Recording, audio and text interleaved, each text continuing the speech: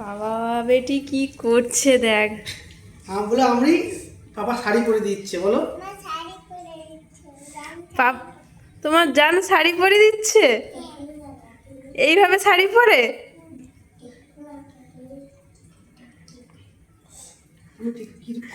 এটা এদিক থেকে ঘুরিয়ে পড়াও, ওর হাত তোলো, হাত তুলে ঘুরিয়ে পাইতে পড়াও। হাত তুলে হুম, এখান থেকে সে হাতের নিচ থেকে। সেটা নিচ থেকে হ্যাঁ শর্ট হয়ে গেল তো। হ্যাঁ, আঁচল ওটা হবে।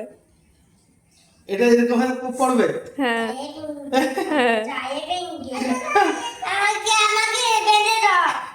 এটা কি হয়ে যায় তাও এই থাকো।